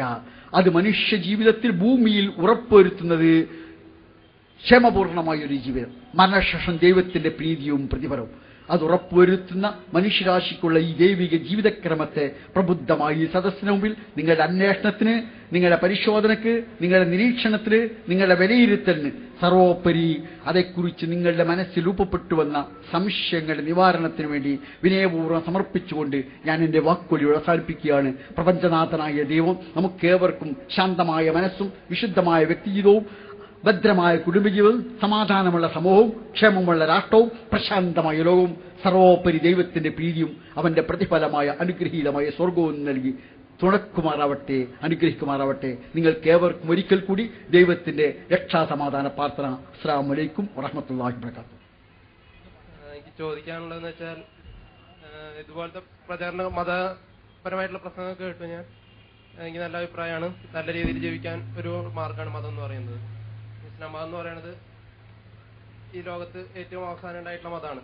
അതുകൊണ്ട് മറ്റു മതങ്ങളുടെ പോരായ്മകളൊക്കെ ഉൾക്കൊണ്ട് അതൊക്കെ റെക്ടിഫൈ ചെയ്തിട്ടുണ്ടാക്കിയിട്ടുള്ള ഒരു മതമാണ് ഇസ്ലാം മതം തന്നെയാണ് എൻ്റെ അഭിപ്രായം. പക്ഷേ ഇന്നത്തെ അവസ്ഥയിൽ മതം, ഇസ്ലാം മതം മാത്രമല്ല ഇന്നത്തെ അവസ്ഥയിൽ നിലനിൽക്കുന്നത്. അതായത് ഹിന്ദു മതം നിലനിൽക്കുന്നുണ്ട്, ക്രിസ്ത്യൻ മതം നിലനിൽക്കുന്നുണ്ട്, അതുപോലെ പല മതങ്ങളിൽ തന്നെ, നമ്മുടെ മുസ്ലിം മതത്തിൽ തന്നെ ഷിയ, സുന്നി വിഭാഗങ്ങൾ, അതുപോലെ കുറേ വിഭാഗങ്ങൾ നിലനിൽക്കുന്നുണ്ട്. അപ്പൊ അതുപോലത്തെ നിലനിൽക്കുന്ന അവസ്ഥയിൽ നമുക്ക് മുഹമ്മദ് നബിയുടെ കാലഘട്ടത്തിൽ ഇതായിരുന്നില്ല അവസ്ഥ എന്നാണ് എൻ്റെ അറിവ്. അതായത് കാട്ടറബികൾ എന്ന് പറയുന്ന ഒരു വിഭാഗമായിരുന്നു അന്നത്തെ അവിടെ ജീവിക്കുന്നുണ്ടായിരുന്നത്. അതായത് ഞാൻ ഇവിടുന്ന് കേട്ടതാണ്, ദിശയെന്ന് കേട്ടതാണ്, 3W അനുസരിച്ച് ജീവിക്കുന്ന ആൾക്കാർ, അതായത് വാർ, വുമൺ, വൈൻ, ഇതനുസരിച്ച് ജീവിക്കുന്ന ആൾക്കാരായിരുന്നു അന്ന് ജീവിക്കുന്നുണ്ടായിരുന്നത്. അങ്ങനത്തെ ഒരു ജനതയെ മാറ്റിയെടുക്കാൻ മുഹമ്മദ് നബിക്ക് കഴിഞ്ഞു. അതായത് അവരുടെ ഇടയിൽ വളരെയധികം ഡെവലപ്മെന്റ്സ് കൊണ്ടുവരാൻ കഴിഞ്ഞു, അവരെ നല്ല സംസ്കാര സമ്പന്നരായ ആൾക്കാരാക്കാൻ കഴിഞ്ഞു. പക്ഷെ ഇന്നത്തെ അവസ്ഥയിൽ ഏകദേശം സംസ്കാര സമ്പന്നരായിട്ടുള്ള ആൾക്കാരാണ് നമ്മുടെ ഭൂരിഭാഗത്ത് ജീവിക്കുന്ന ആൾക്കാർ. അപ്പോൾ അവരുടെ ഇടയിൽ നമ്മൾ ഈ ഇതുപോലത്തെ പ്രദർശനം, അതായത് ഓപ്പൺ ഫോറം, ദിശ, ഇതൊക്കെ ഇസ്ലാമിനെ പ്രചരിപ്പിക്കാൻ വേണ്ടിയിട്ടുള്ള ഓരോ ഐഡിയാസ് കൊണ്ട് ഇസ്ലാം ഡെവലപ്പ് ചെയ്യും. പക്ഷെ ഇസ്ലാം ഡെവലപ്പ് ചെയ്യാനാണ് ഇത് ലക്ഷ്യം വെക്കുന്നതാണ് ഞാൻ കരുതുന്നത്. പക്ഷെ അതുപോലെ ഇസ്ലാം ഇങ്ങനെ ഡെവലപ്പ് ആയതുകൊണ്ട് ഈ ലോകത്തിന്റെ അവസ്ഥ, അതായത് മുഹമ്മദ് നബി അന്നത്തെ കാലഘട്ടത്തിൽ അറബികളുടെ ഇടയിൽ കൊണ്ടുവന്ന മാറ്റം, അതായത് അറബികളെ ഫുള്ളും മാറ്റിയെടുത്ത് ഒരു പുതിയൊരു രാജ്യം പോലെ തന്നെ അറബി സമൂഹത്തെ മാറ്റിയെടുത്ത്. ഒന്ന് ചോദ്യത്തിലേക്ക് വന്നാൽ നന്നായി. ചോദ്യത്തിലേക്ക് അതുപോലൊരു മാറ്റം കൊണ്ടുവരാൻ മുഹമ്മദ് നബിക്ക് കഴിഞ്ഞു. വളരെ വലിയൊരു മാറ്റം കൊണ്ടുവരാൻ കഴിഞ്ഞു. അറബികളെ മാറ്റിയെടുത്ത് വളരെ സംസ്കാര സമ്പന്നരായ മുസ്ലിം മതത്തിന്റെ അടിസ്ഥാനപ്പെട്ട് ജീവിക്കുന്ന ഒരു ലോകക്രമത്തിൽ ആൾക്കാരെ കൊണ്ടുവരാൻ കഴിഞ്ഞു. ഇന്നത്തെ അവസ്ഥയിൽ പക്ഷെ ഇസ്ലാമിന് അതുപോലെ മാറ്റം കൊണ്ടുവരാൻ കഴിയുമോ? അതായത് ഈ ലോകത്തുള്ള എല്ലാ ഹിന്ദുക്കളെയും എന്നല്ല, എല്ലാ ഒരു പർട്ടിക്കുലർ ഏരിയയിൽ താമസിക്കുന്ന ആൾക്കാരെ എല്ലാവരെയും ഈ മുസ്ലിം മതത്തിന്റെ അടിസ്ഥാനത്തേക്ക് വിശ്വാസത്തിലേക്ക് കൊണ്ടുവരാം. അല്ലാന്നുണ്ടെങ്കിൽ സ്വന്തം മതത്തിൽ തന്നെ വിശ്വസിക്കുന്ന, അതായത് മുസ്ലിം ഇതിൽ വിശ്വസിക്കുന്ന ആൾക്കാരെ തന്നെ രൂപീകരിച്ച് ഒരു ഒരു വിശ്വാസത്തിന്റെ കീഴിലായിട്ട് കൊണ്ടുവരാൻ പോലും കഴിയുന്നില്ല. എന്നിട്ടാണ് ഇതുപോലത്തെ പ്രദർശനങ്ങളും ഇതൊക്കെ നടത്തി കഴിഞ്ഞിട്ട് ഇസ്ലാം മതം പ്രചരിപ്പിക്കാൻ വേണ്ടി നോക്കുന്നത്. അതെന്ന് പറഞ്ഞാൽ വളരെ അതിനെക്കാട്ടിയും ഭേദം അതുപോലെ ചെയ്തിട്ട് മാറ്റം കൊണ്ടുവരാൻ കഴിയുന്നുണ്ട്. അതായത് മാറ്റം കൊണ്ടുവരാൻ മുഹമ്മദ് നബിയുടെ കാലഘട്ടത്തിൽ നിങ്ങൾക്ക് മുഹമ്മദ് നബിക്ക് കൊണ്ടുവരാൻ, അറബികളുടെ ഇടയിൽ കൊണ്ടുവരാൻ കഴിഞ്ഞ മാറ്റം കൊണ്ടുവരാൻ കഴിയുമെന്ന് ഉറപ്പുന്നുണ്ടെന്നുണ്ടെങ്കിൽ അതുപോലെ ചെയ്യുന്നതുകൊണ്ട് തെറ്റില്ല. പക്ഷെ അതുപോലെ കഴിയില്ല എന്നുണ്ടെങ്കിൽ ഇതുപോലെ ചെയ്യുന്നതിന് പകരം വേറെ വല്ല മാർഗമുണ്ട്. അല്ലെങ്കിൽ തത്വസംഹിത എന്ന് പറഞ്ഞാൽ എനിക്ക് ഇതാക്കാനുള്ള വേറൊരു ഐഡിയ ഉണ്ട്. അതുപോലെ വേറെ വല്ല ഐഡിയ ഉണ്ടെങ്കിൽ അത് അനുസരിച്ച് ജീവിക്കല്ല വേണ്ടത്, ഇതിനുവേണ്ടി പ്രവർത്തിക്കുകയാണോ വേണ്ടത് എന്നാണ് ചോദിക്കുന്നത്. ചോദ്യത്തിൽ വലിയ അവ്യക്തത ഉണ്ട്. കാരണം എന്താ വെച്ചാൽ ഒരുപാട് കാര്യങ്ങൾ വേണം. അതുകൊണ്ട് ഞാൻ ചിലത് പറയാം. എന്താ പറയല്ല വേണ്ട, നിങ്ങൾ പറയണ്ടേ? കാരണം എന്താ ഞാൻ ഉൾക്കൊണ്ടിട്ട് പറയാം, ഞാൻ പറയാം, മനസ്സിലാക്കി. എന്താ വെച്ചാൽ എനിക്ക് ചോദ്യം ആണ് കിട്ടേണ്ടത്. ഏതാണ്ട് ഞാൻ പറഞ്ഞ അത് ഞാൻ സ്വരൂപിച്ചെടുത്ത് പറയാം. ഒന്ന്, ഒരുപാട് മതം ലോകത്തുണ്ട്. അതാണ് അവിടെ നിന്ന് തുടക്കം. ഇന്നത്തെ ലോകത്ത് ഒരുപാട് മതമുണ്ട്. അതിൽ ഏറ്റവും പുതിയ മതം ഇസ്ലാം. ആ കാഴ്ചപ്പാട് പ്രിയ ശ്രദ്ധിക്കാം. പുതിയ മതം ഇസ്ലാം എന്നാണ് പറയുന്നത്. അങ്ങനെയല്ല. യഥാർത്ഥത്തിൽ ഒരൊറ്റ മതമേ ഉള്ളൂ. ലോകത്തുള്ള മുഴുവൻ മതങ്ങളും മൗലികമായി ഒരേ സ്രോതസ്സിന് വന്നാണ്. അഥവാ ദൈവം ആണ് മനുഷ്യരാശിക്ക് നൽകിയ ഈ ജീവിതക്രമത്തിന് മതം എന്ന് പറയും. എങ്ങനെയാണ് വ്യത്യസ്തമായ മതങ്ങൾ ഉണ്ടായെന്ന് ചോദിച്ചാൽ, മനുഷ്യന് ജീവിതക്രമം നൽകി പ്രവാചകന്മാരോട്.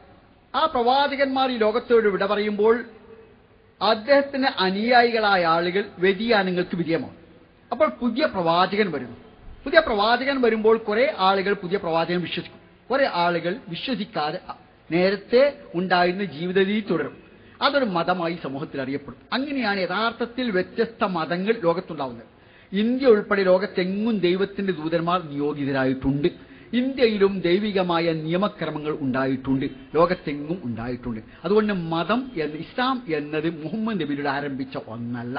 ആദ്യത്തെ മനുഷ്യനിലൂടെ തന്നെ മനുഷ്യരാശിക്ക് നൽകിയ ജീവിതക്രമത്തിനാണ് ഇസ്ലാം എന്ന് പറയുക. ഒരു ജീവിത വ്യവസ്ഥയാണ്, എല്ലാ മനുഷ്യർക്കും നൽകിയ ദൈവത്തിന്റെ ജീവിത വ്യവസ്ഥയാണ്. അതാണ് ഇസ്ലാം എന്ന് പറയും. അത് പിന്നെ അന്നത്തെ ജീവിതവ്യവസ്ഥ ഇന്നക്ക് പ്രായോഗികമാണോ എന്നാണ് ഒരു ചോദ്യം. അതിന് മനുഷ്യൻ മൗലികമായി മാറിയിട്ടേയില്ല. നിങ്ങൾ ഒരു നിമിഷം ഓർത്ത് നോക്കൂ. ചരിത്രം രേഖപ്പെടുത്താൻ തുടങ്ങിയ മനുഷ്യ ചരിത്രത്തിന്റെ ആദ്യഘട്ടത്തിൽ തന്നെ മനുഷ്യൻ അന്ധവിശ്വാസമുണ്ട്, ഇന്നും അന്ധവിശ്വാസമുണ്ട്. അന്ന് അവിശ്വാസമുണ്ട്, ഇന്നും അവിശ്വാസമുണ്ട്. അന്ന് ശരിയായ വിശ്വാസമുണ്ട്, ഇന്നും ശരിയായ വിശ്വാസമുണ്ട്. അന്നും യുദ്ധമുണ്ട്, ഇന്നും യുദ്ധമുണ്ട്. അന്നും കൊലപാതകമുണ്ട്, ഇന്നും കൊലപാതകമുണ്ട്. അന്നും കാരുണ്യമുണ്ട്, ഇന്നും കാരുണ്യമുണ്ട്. അന്ന് ഉദാരതയുണ്ട്, ഇന്നും ഉദാരതയുണ്ട്. അന്ന് ലുബ്ധുണ്ട്, ഇന്നും ലുബ്ധുണ്ട്. അന്നും മദ്യപാനമുണ്ട്, ഇന്നും മദ്യപാനമുണ്ട്. അന്നും ലൈംഗികരാജകത്വമുണ്ട്, ഇന്നും ലൈംഗികരാജകത്വമുണ്ട്. അഥവാ മനുഷ്യൻ മൗലികമായി മാറിയിട്ടില്ല. മൗലികമായി മനുഷ്യൻ മാറിയിട്ടില്ല. മാറിയത് അവന്റെ രീതികളിൽ ചില മാറ്റമുണ്ട്, പുരോഗതി ഉണ്ടായിട്ടുണ്ട്. അത് അവന്റെ ബാഹ്യമായ അവസ്ഥകളിൽ മാത്രമാണ്. മൗലികമായി മനുഷ്യനെ അന്ന് നന്നാക്കാൻ കഴിഞ്ഞത് എന്താണോ അതിനാണ് ഇന്നും മനുഷ്യനെ നന്നാക്കാൻ കഴിയുക. അഥവാ മനുഷ്യ ജീവിതത്തിൽ അവൻ ആവശ്യമായ മൗലികമായ ശാന്തി, അവന്റെ വിശുദ്ധി എല്ലാം നൽകാൻ കഴിയും. പിന്നെ ചോദ്യം, ഇവിടെ ഒരുപാട് മതങ്ങളിലെ എല്ലാം ഒരൊറ്റ വിശ്വാസമാക്കാൻ കഴിയുമോ? അങ്ങനെ ആക്കണമേ എന്നേ ഇസ്ലാമേ ആവശ്യപ്പെടില്ല. എന്നല്ല, ഇസ്ലാം മുന്നോട്ട് വെക്കുന്ന ജീവിത വീക്ഷണം തന്നെ ബഹുസ്വരമായിരിക്കും ഈ ലോകത്തുണ്ടാവുക എന്ന. വലൗ ശാഅ റബ്ബുക ലആമന മൻ ഫിൽ അർളി കുല്ലുഹും ജമീഅൻ അഫഅൻത തുക്രിഹുൻ നാസ ഹത്താ യകൂനൂ മുഅ്മിനീൻ എന്ന വേദഗ്രന്ഥത്തിൽ ഒരു വാക്യമുണ്ട്. അഥവാ ദൈവം ഇച്ഛിച്ചിരുന്നെങ്കിൽ ലോകത്തുള്ള മുഴുവൻ മനുഷ്യരും ഒരൊറ്റ വിശ്വാസം സ്വീകരിക്കുന്നവരാകുമായിരുന്നു. പിന്നെ എന്തിനാണ് നീ ജനങ്ങളെ വിശ്വാസികളാകാൻ നിർബന്ധിക്കുന്നത്? വലൗ ശാഅ അല്ലാഹു ലജഅലൻ നാസ ഉമ്മത്തൻ വാഹിദ, ദൈവം ഇച്ഛിച്ചിരുന്നെങ്കിൽ ലോകത്തുള്ള മുഴുവൻ മനുഷ്യരും ഒരൊറ്റ സമുദായമാകുമായിരുന്നു. അതുകൊണ്ട് ലോകത്തുള്ള മുഴുവൻ ആളുകൾ ഒരൊറ്റ വിശ്വാസമായി മാറ്റുക എന്ന് ഇസ്ലാമിന്റെ ഒരിക്കലും ലക്ഷ്യമല്ല. പ്രവാചകനും അങ്ങനെ ചെയ്തിട്ടില്ല.